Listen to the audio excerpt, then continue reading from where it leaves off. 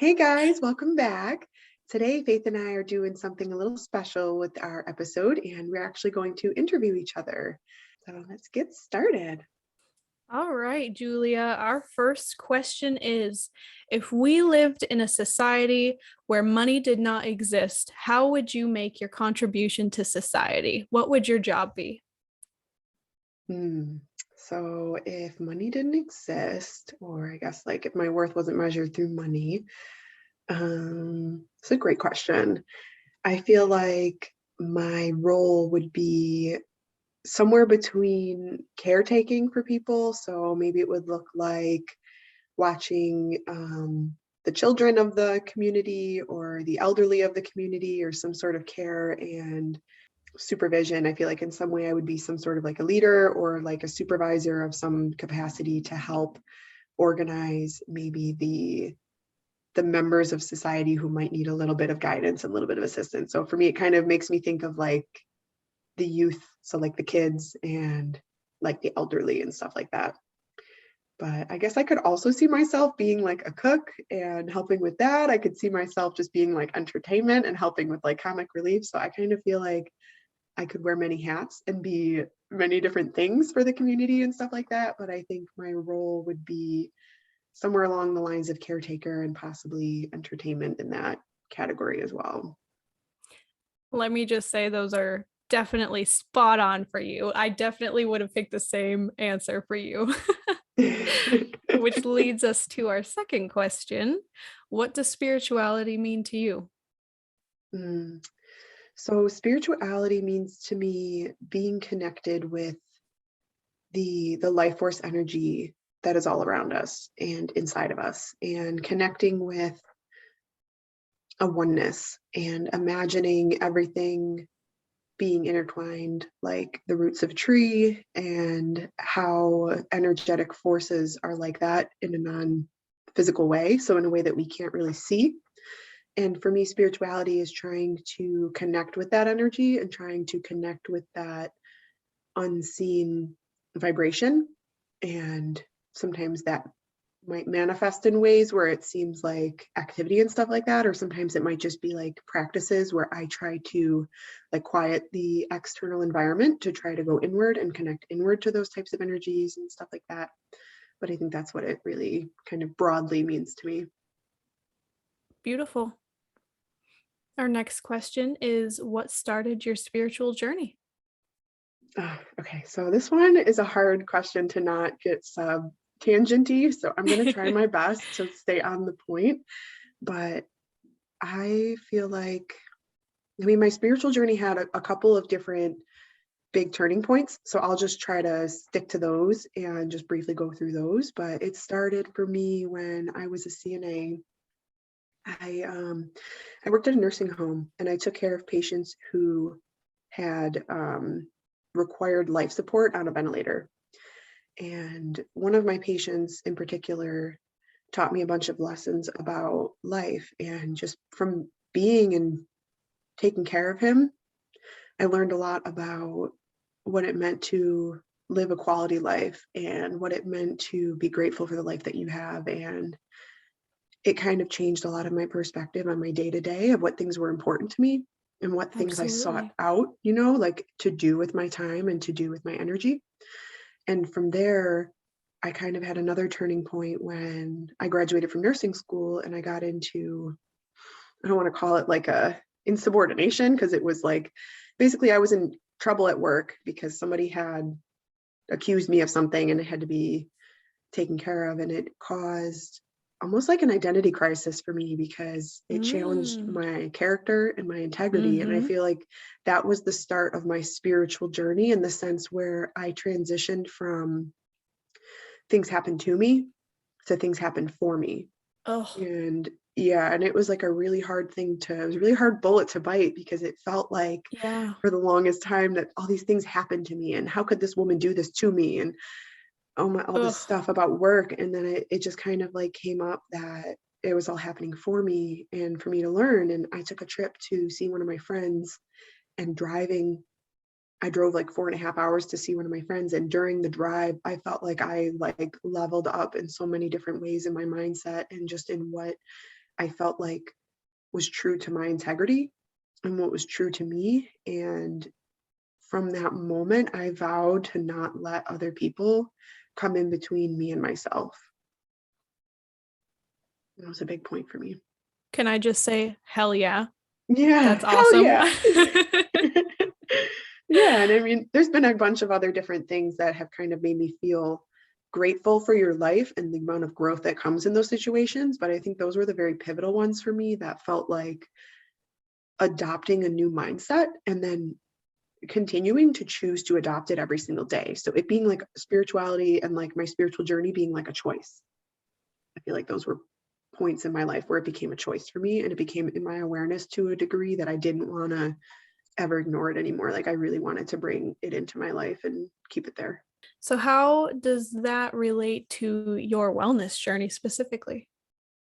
Yeah, so my wellness journey and my spiritual journey, I feel like they're intertwined, but I feel like for me, my wellness journey, it's like my spiritual journey. I've been doing it the entire time, but when I really became aware of it and when I really drew it into my attention and into my focus was actually in 2020. Um, I felt like after I graduated from school and I was into nursing and stuff like that, and like right before the pandemic, really like March of 2020, I signed up like for an online wellness community. And that wasn't necessarily what started my wellness journey, but that was what started my accountability with my wellness journey.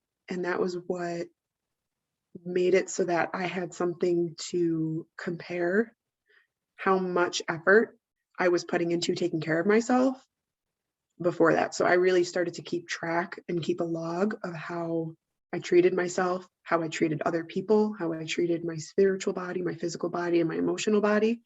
And again, I think it was an awareness thing. I think it was I've been on this journey the entire time and I've been aware of it, but it wasn't a focus and it wasn't a priority until like March of 2020 and maybe a little bit before that, because a little bit before that I was starting to inquire with different like Oh, mindset yeah. coaches and different like fitness communities. Like I was dipping my feet into different things and I was focusing on taking care of myself because of how I felt about a working night shift. I was like dying inside, like my body was just fighting me. So I was making an effort to try to be nice to my body instead of being like, screw that, I'm young, whatever. Like I was like, maybe I shouldn't do that.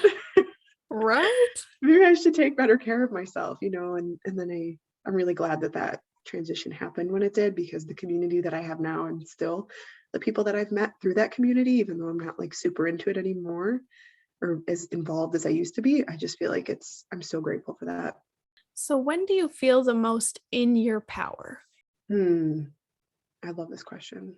Um, I feel the most in my power when I take a moment to breathe and think about what I want to say. And when I take extra effort to be in my most energetic alignment. So taking the most care of myself and giving myself time to get through hard things and to actually like honestly give myself the grace and surrendering to the ebb and flow of life is when I feel the most in my power, because it feels like I can't be shaken by any of my surroundings. And I would compare being in my power to being grounded. So when I feel the most in my power is when I feel the most grounded. And I think part of that is grounded in myself and who I am. And part of that is grounded in my timeline and in surrendering with that acceptance of my timeline and of my life and stuff like that. So, what did you want to be when you grew up, and how does that relate to what you do now? Mm. So I guess if you go back and you look at like my thing of like what I wanted to be when I grew up, like I was asking my mom these questions too. I wanted to be like some sort of like chef or something. Like I wanted to be some sort of like what I'm imagining is like evil scientist meets chef, and I'm just not really sure of why. But like my home and careers project when I was a kid, like that was what I did, was like I kind of was like a weird chef, but like not just like for cooking. Like I wanted to add in different things and like make like little potions or some shit. And I guess, I don't know, I guess that kind of compares to what I'm doing now, but not really. Like I care for people and I love my job because it's nursing and stuff. And that portion allows for me to care and educate and do those things that, you know, be that comic relief and be that entertainment for people sometimes when they need that. So I think what I do now definitely taps into the power of me as a person and into my strengths. But I think with my holistic nutrition program, it might be like a low key like way to get back into what I maybe wanted to be when I was younger and use food to be like some sort of potion or some sort of medicine anyway. So it's kind of funny that like it started that way and I'm slowly kind of working myself back there, but I'm definitely not like exactly sure what that child version of me was wanting or was thinking, but I think I kind of can relate, I guess. And I guess that is Yeah. kind of what I want to do now, but you know, it's not I don't think it's the only thing that I've ever wanted to do. And I think maybe that changes. So If you could tell your inner child something, what would it be? mm, honestly, just to stay true to yourself and to be 100% you and just show up as you in every Mm, situation. And the people who are meant to be in your life and the people who are meant to love you will be oh, in your life and they will love you. And the ones that can't handle it and the ones that aren't meant to will come in and out and they'll teach you something about yourself too. And maybe you'll teach them something. So that, yeah. yes. Yes. Everything about that. Love it. So tell me, Julia, what's your intuitive superpower? Mm. Okay, so for this one, I felt like, I don't know, I mean, superpower we say because it's like superpower, but like I think my intuitive hits come in the form of feelings and dreams. So sometimes I'll have like a precognition of something, and then like in a dream, something will happen, and then later in the day or the next day, like that will happen. There's like times where I actually feel like I can read people. I don't know how. Mm-hmm. It's not like in a way where like I'm reading their mind or like I'm reading like their, you know, life or like reading their palms or anything like that. You It's like just know. like I can tell how someone is feeling about whatever it is that they're talking about without like it's not just about body language. It's like the moment that I walk into a room, I can understand kind of like energetically where that person is at. And I don't know if that's just like empathness or what, but that's kind of like part of my intuitive superpower, I guess, or how I feel. I kind of like to call it like a sixth sense. So intuitive superpower, sixth sense. It definitely it comes in like phases though, where I have like little cognitions of things or like sense that something's going to happen, or just I'm very good at like I said, like reading a room and like kind of reading a person in that capacity and not necessarily giving them what they need to hear or giving them, but like in some ways balancing. I think it's not just about me being aware of their energy, but I like I'm very good at balancing their energy and helping neutralize. So if they're upset or if they're excited or whatever it is, like I can kind of feed into that and help balance it and neutralize it. And I'm very good at shifting the energy of the room and stuff like that. 100%. It just, you saying that just reminds me of like when we met and how we just like instantly connected and we're just like best friends. Flashbacks. Mm. Anyway, so our next question, when did you know, was there something that specifically happened that made you realize that you want to do something like our podcast and just spread the word?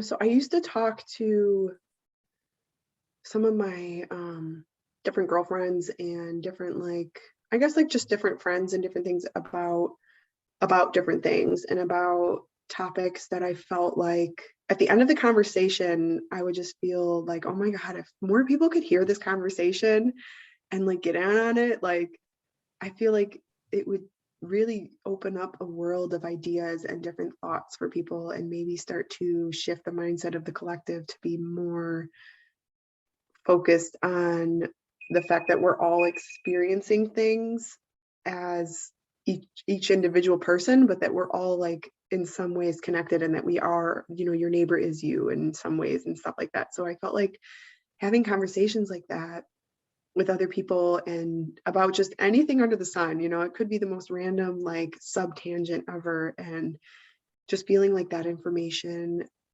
needed to be shared to more minds and to get more people in the mindset of talking about things in a different way instead of just complaining about it all the time, like being like, okay, so yeah, so we agree that that's a problem, what can we do about it, and like I think that was Yes. what really drove my want to spread some of the experiences and the knowledge that I have. Oh, absolutely. Well, Julia, that sums it up for us. And thank you so much for sharing all of your thoughts and opinions and your whole journey with us. Yeah, and I'm excited to turn the attention over to you when you are ready. Thank you for listening and being here. So, for you, Faith, if money wasn't a thing and didn't matter and there were no barriers or restrictions, what would you do with your time to contribute to society? I feel like when you think of a camp counselor, that's definitely something along the lines of what I would be doing. I would definitely want to be very hands-on in helping people solve problems, especially when it comes to like mindset things. I love that. Yeah. Yeah, you do have a good mind for bouncing things off of. Well, that's good. Okay, so what does spirituality mean to you? I would say that spirituality is connecting with the universe and aligning on the same path and deciding that you both want the same things. For me, it's a lot of energy work and understanding that everything that I do is connected to the universe in the way that things work, just as much as the universe is connected to me. I know it's cheesy, but my favorite thing is as above, so below. It really just changed so much of my view on things. And I'm really thankful for that because we are the stars and the stars are us. I love that. Thank you. Okay, so what started your spiritual journey? Funny enough, it was Julia. Well, actually, Julia was the one who made me really realize that this is something that I was passionate about. And I actually was raised with the principles of spiritualism. My mother was a good mix of a spiritualist and a Christian lady. And so I kind of grew up with my mom did massage, so I learned a little bit about Reiki before I knew what it was that it was Reiki. And then I was also taught like tarot. My mother also used oracle decks and tarot. So it's always just kind of been something that's been in my life. But then when Julia explained to me about the mindset work and specifically energy is what drew me in. And I was like, oh my gosh, vibrational patterns, like there's science behind it. All of this stuff makes so much sense. So, like, after I connected those dots, and I was like, man, I just want to love myself too. I remember the first question I asked Julia was like, how are you so confident? Like, how do you just show up as your authentic self? And I was just in love with that concept. And she introduced me to spiritualism. Oh, that's lovely. How would you say that this relates to your wellness journey? Well, for me, I would say that my wellness journey is directly tied to spiritualism. Like, I didn't realize how connected food and fitness and just wellness and mindset work. I did not realize how connected they were to spiritualism, but they both go hand in hand so much. And I feel like when I was doing my shadow work was when I really made that connection. And it's been a good journey. Yeah. No, it's tough. I feel like they're definitely intertwined. They are so intertwined. Hmm. You are absolutely right there. And sometimes it takes opening our eyes to one thing and it feels like we just kind of open our eyes to everything and we're just like, oh, Yeah. this is a lot Yeah. to consider. I should probably like learn a little bit more about myself so that I know how to take better care of myself and spiritual Exactly. in all ways, right? Hmm. That's exactly how it was for me. Next question. When do you feel the most in your power? So I would answer this question kind of in the same way that I answered the first question if money didn't matter. I feel the most in my power when I am with my energy coaching clients and I'm speaking to people and I can feel that I am genuinely making a difference in people's lives. Like after a phone call that has really touched me, I will just cry afterwards because I'm just so filled with this beautiful emotion of just peace and happiness and joy, and like I'm really making a difference and I'm inspiring these people. I mean, that's my Sagittarius moon and rising is I live to be an inspiration. I just want to help people. Oh, that's lovely. What did you want to be when you grew up? And how does that compare to what you do now? Well, when I was little, for as long as I can remember, I always wanted to be a singer because when I was singing, I felt passion for the first time. That was when I remember my happiness stemming from one specific place, and it was passion in singing. And I feel like that relates to what I'm doing now because when I write songs, that's when I put my emotion into, like with poetry, when I write those things down, I still feel in my passion. Oh, that's great. And how does that compare to what you do now? I still write songs. I Oh, still write that's songs beautiful. today. I still write poetry. Oh, that's beautiful. So if you could tell your inner child something, what would it be? Buckle up, buttercup. No, I'm just kidding. It would definitely be, oh gosh, I've thought about getting it tattooed on me on my wrist before, but just it'll be okay. Like no matter what you go through in life, and there's going to be a lot, just understand that you will always make it out. That would be Oh. it. It's going to be okay. Yeah, I love that. What is your intuitive superpower? I would say my intuitive superpower is being able to see the future. Oh my gosh, it was the most exciting thing ever. When I started doing all of my shadow work and my mindset work, I started experiencing this crazy, like I would see a vision in my head like perfectly, or I would answer something that I didn't know the answer to prematurely. Well, thinking of one specific situation, I remember it was lunchtime at work and I was thinking about stopping to get some lunch, but I had already just grabbed breakfast, like fast food. And I was like, no, I don't want to do that because then I'm going to eat out 3 times today. And I was like, what do you mean 3 times today? Like, this would only be the second time. But it was like I knew the answer to it. And then when I got home that night, my grandmother was like, I don't really feel like cooking. What do you want for dinner tonight? We're going to go get some fast food. And I was like, oh man, that was the third time. If I would have eaten lunch out, that would have, and it was just crazy moments like that every single day. Sometimes it happened like 5 times a day. And still, I'd like to say that it happens at least once a week. And I really enjoy it every time. Oh, that's great. Um, when did you know you wanted to spread what you have learned with the world or share it with people? Was there a time or an experience that was kind of like, this needs to be shared? Yes. Yes. Oh my gosh.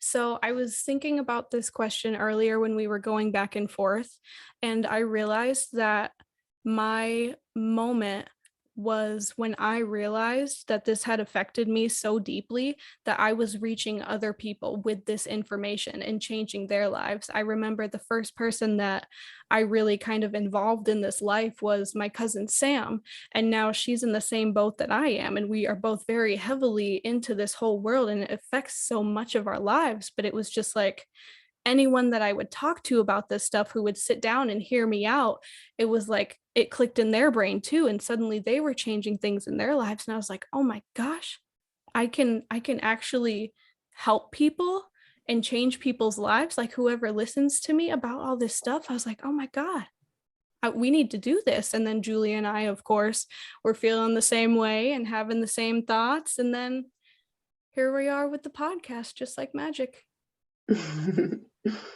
Yeah, I love that. Okay, so we have time for some bonus questions. Ooh. Um, what are you passionate about? Oh gosh, I'm passionate about mental health. I feel Mm, like that's that is mhm. something that the world needs more than anything right now is just everybody needs to take a minute to figure out what to do, what steps to take to get your mind right. If you get your Mm, mind right, the world will be a better place, I promise. yeah, it's very true. What inspires you or motivates you? I took this quiz the other day and I was really surprised because I didn't know that that was going to be one of the questions that was being answered was like, what inspires you? And as it turns out, the thing that inspires me the most is like when I reach through to people and when I get positive feedback, like positive reinforcement for me is my drive. It's definitely what causes me to keep going when I can tell from a conversation with someone that I was able to help them. Oh, I love that. So, if you could tell the world one thing, what would it be? If I could tell the world one thing, it would just be to keep your head up and keep moving. It would be the same thing that I would want to tell my inner child is that everything is going to be okay. And I know that sometimes it feels like you can't see the light at the end of the tunnel, but it's there. Hmm, it's lovely. Well, thank you so much for sharing your thoughts and emotions and opinions with us and your life experience and just being vulnerable in this space. And we thank you all for being here with us and again sharing this space and this, vulnerability and learning a little bit more about us. If you have any other questions that you are curious to know about us, please let us know in the comments or messages. And we hope to have more interviews like this with more guests and keep the ball rolling and keep getting insight on people's lives and how I feel that this type of information and sharing it can spread that goodness in the world and get the ball rolling for some change. Absolutely. Thanks for stopping in, guys.